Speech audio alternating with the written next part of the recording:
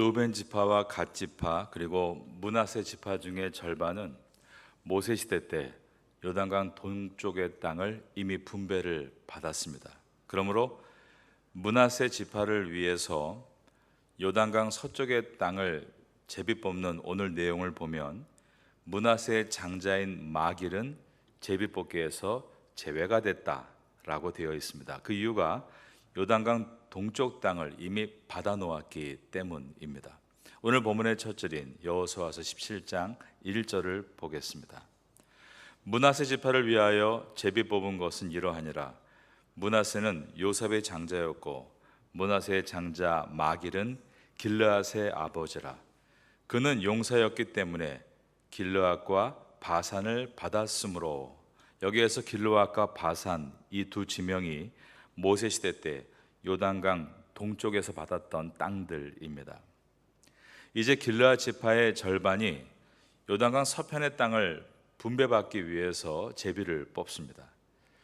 길르앗 지파가 동쪽뿐 아니라 서쪽에서 땅을 분배할 수 있었던 이유는 길르앗 지파가 동쪽에서 땅을 받은 다음에 그냥 안주하지 않고 나중에 여호수아 시대 때 가나안 땅을 정복하기 위해 백성이 쳐들어갈 때 함께 힘을 모아 주었기 때문입니다. 민수기 32장에 보면 르우벤 지파와 갓 지파와 므낫세 지파가 요단 동편의 땅을 달라고 모세에게 요청할 때 모세는 불같이 화를 냈습니다. 그 이유가 이들이 힘을 함께 합쳐서 가나안 땅에 진격할 것을 포기하고 요단 동쪽에 그냥 안주하려는 것이다 라고 생각했기 때문입니다. 그것은 그들이 이곳 요단 동편에 미리 정착을 계획하고 집을 짓고 그냥 삶으로, 만약에 세 지파가 빠지게 되면 아홉 지파가 어떻게 힘을 모을 수 있겠느냐, 이것은 옳은 것이 아니다. 모세가 거절한 것입니다. 그런데 모세가 하나님 앞에 기도하면서 세 가지 조건을 걸게 됩니다. 그것은 이곳 요단 동편에 이 세 지파가 미리 정착을 하고 집을 짓고 생활을 시작한다 할지라도 훗날에 이스라엘 백성이 요단을 건너 가나안 땅에 들어갈 때 첫 관문인 여리고성을 정복할 때부터 반드시 너희들은 힘을 모아 가야 한다. 이 조건을 지킨다면 허락하겠다는 것이었습니다. 그런데 이 약속을 세 지파가 잘 지킨 것입니다. 모세가 없이 가나안 땅에 들어간다는 것은 훨씬 더 두려운 일이었고 불확실한 일이었으며, 그렇게 들어갔을 때 정말 우리가 성공할 수 있을까 어려운 답이었습니다. 그러나 이 세 지파가 약속을 지켰고 함께 가나안 땅에 진격했다는 것입니다. 그것도 그냥 뒤에 있는 것이 아니라 선봉이 되어 요단을 건너갈 때 도왔습니다. 이 내용이 여호수아서 1장 14절과 4장 12절에 기록이 되어 있는 것입니다. 특별히 여호수아 4장 12절에 보면 르우벤 자손과 갓 자손과 므낫세 반 지파는 모세가 그들에게 이른 것 같이 무장하고 이스라엘 자손의 선봉이 되어 갔더라 라고 기록되어 있습니다. 이들이 이처럼 이 약속에 신실하게, 그것도 최전방에서 싸움에 임하고 있었습니다. 이것을 여호수아서가 증명하고 있는 것입니다. 그것뿐이 아닙니다. 여리고성 함락 이후로 무려 7년간 가나안 정복 전쟁을 할 때 그들은 고향에 돌아가지 않고 다른 지파들과 함께 싸웠던 것입니다. 그래서 전쟁이 끝난 다음에 여호수아가 그 세 지파를 축복해주고 그들은 요단 건너 동쪽 땅으로 무사히 돌아갈 수 있었습니다. 이 내용은 앞으로 여호수아서 22장에서 보게 될 것입니다. 우리는 이 므낫세 지파를 보면서 오늘 좋은 것을 많이 배우게 됩니다. 그것은 자기의 이익을 위해서만 살지 않고 약속한 것을 지키려고 살 때 반드시 좋은 열매가 돌아온다라는 것입니다. 17장 2절을 보겠습니다. 므낫세의 남은 자손을 위하여 그들의 가족대로 제비를 뽑았는데 그들은 곧 아비에셀의 자손과 헬렉의 자손과 아스리엘의 자손과 세겜의 자손과 헤벨의 자손과 스미다의 자손이니 그들의 가족대로 요셉의 아들 므낫세의 남자 자손들이며, 이처럼 므낫세의 장자 마길은 요단 동쪽 길르앗과 바산을 이미 분배받았기 때문에 그쪽에 생활을 하게 되고, 므낫세의 절반 남은 자손들이 요단의 서쪽 이 가나안 땅의 땅을 분배받았던 것입니다. 이때 또 은혜로운 이야기가 한 가지가 있는데, 바로 슬로브앗의 딸들도 약속대로 계율 받았다라는 내용입니다. 이 내용은 17장 3절부터 기록되어 있습니다. 헤벨의 아들 길르앗의 손자 마길의 증손 므낫세의 현손 슬로브앗은 아들이 없고 딸뿐이요, 그 딸들의 이름은 말라와 노아와 호글라와 밀가와 디르사라. 이 슬로브앗의 딸들의 이야기가 민수기에 자세히 기록되어 있었습니다. 민수기 27장과 36장에 기록되어 있는 이야기입니다. 우리가 이 내용을 좀 기억해 보겠습니다. 슬로브앗이라는 사람이 있었습니다. 므낫세 지파에 속한 사람입니다. 그런데 그가 이스라엘 백성이 40년 동안 광야 생활을 할 때 죽었다는 것입니다. 그런데 문제는 그에게 아들이 없었다는 데 있었습니다. 그 당시에 처음 율법의 법은 아들에게만 상속이 주어져야 한다라는 상속법을 가지고 있었습니다.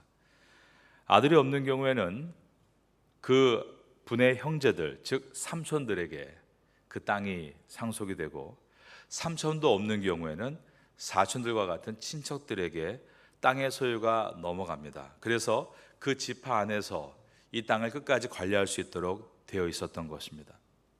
그런데 슬로브앗에게는 아들이 없었고 딸만 5명이 있었습니다. 그들의 이름이 민수기에 나오는데 밀라와 노아와 호글라와 밀가와 디르사였다라고 되어 있습니다. 이 여인들은 우리가 비록 남자 형제들이 없지만 우리도 그 땅에 들어가 함께 그 땅을 지키고 싶습니다, 그러면서 모세 시대 때 모세에게 찾아왔던 것입니다. 그러자 모세가 자기의 임의대로 결정하지 않고 하나님께 엎드려 물어봅니다. 그때 하나님은 이 여인들의 진정성을 보셨습니다. 그리고 그 여인들에게도 땅을 나누어 주라라고 말씀해 주신 것입니다. 그래서 이 여인들의 용기 때문에 하나님이 새로운 상속법을 민수기에서 제정하시게 되는데, 그것은 아들이 없을 경우 딸들에게 상속권이 넘어간다. 그리고 딸들이 없을 경우에는 삼촌과 사촌들에게 넘어간다. 이처럼 딸이 상속받을 수 있는 권한이 법에 제정되었던 것입니다. 민수기에 등장했던 이 여인들이 오늘 여호수아서에 나타나고 있습니다. 이것은 하나님이 약속하신 그 약속은 바뀌지 않고 또 지속된다라는 것을 우리에게 보여주고 있고, 이 여인이 그 당시 용기가 있었는데 그 당시에만 용기가 있었던 것이 아니라 실제적으로 이제 가나안 땅에 들어가서도 용기를 가지고 결국 그 땅을 얻고 있다는 것을 보여주고 있습니다. 우리는 여기에서 하나님의 신실하심을 보게 됩니다. 하나님은 약속하시고 그 약속을 지키시는 신실하신 주님이십니다. 하지만 사람은 약속해놓고 또 상황에 따라서 자기 약속을 바꾸기도 합니다.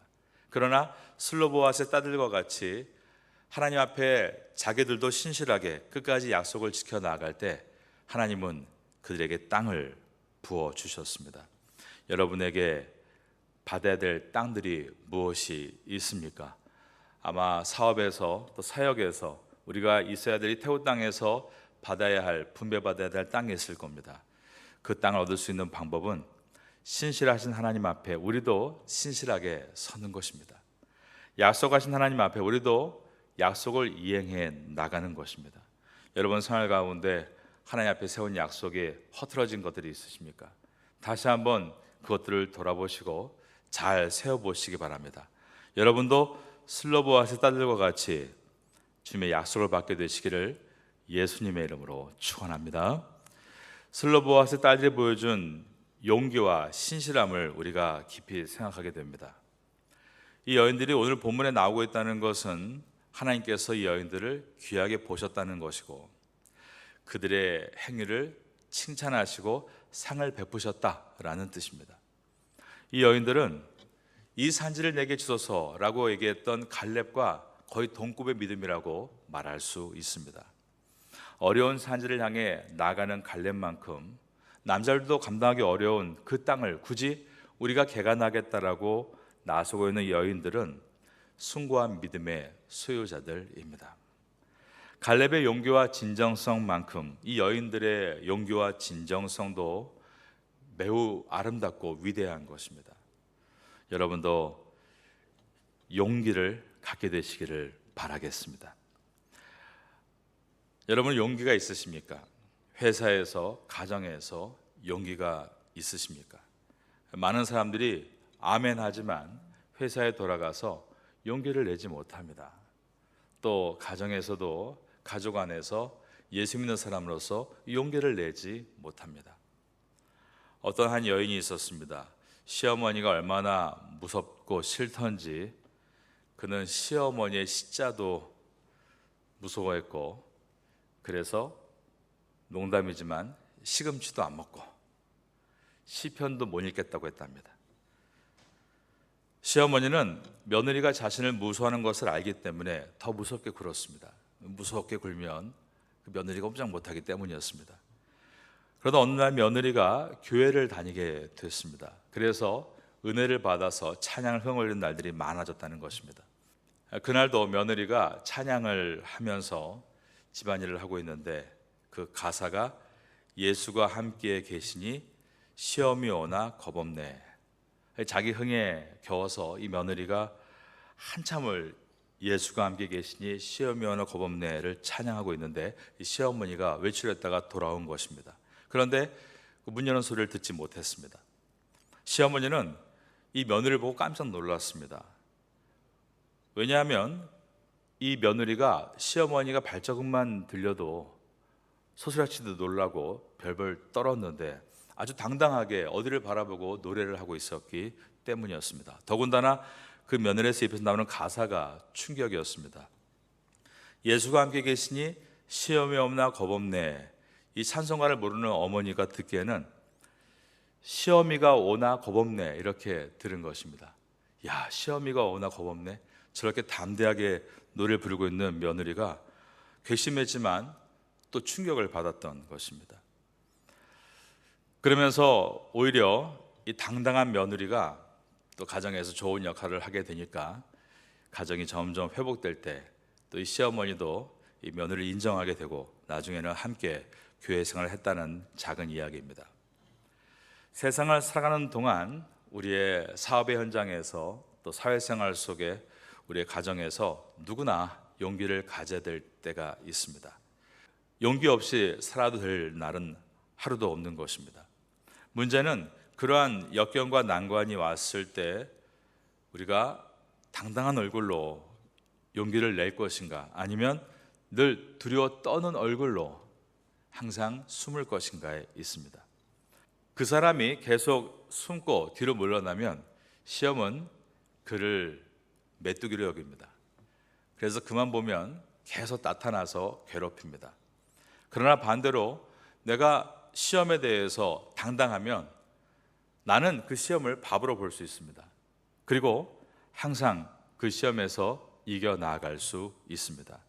여러분이 인생 속에서 재정에 대해서 두려움이 있거나 관계에 대해서 두려움이 있거나 어떤 상황에 대해서 두려움이 있을 때 여러분들은 어느 한 여인이 불렀던 찬양의 가사와 같이 예수와 함께 계시니 시험이 없나 겁없네, 그런 담대한 용기를 가지시고 오늘 본문에 나오는 슬로보아스의 딸들처럼 용기를 내서 그 앞으로 나아가서 하나님의 약속을 받아낼 수 있는 성도가 되시기를 소망합니다.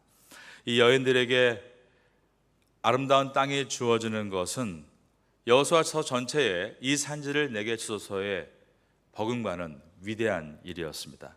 그 위대한 일은 주님 앞에 약속을 받은 다음에 나도 약속을 지키고 끝까지 용기 있게 걸어갈 때 받는 은혜였습니다. 이러한 용기를 구하시고 새해를 준비하시는 우리가 될 수 있기를 예수님의 이름으로 축원합니다.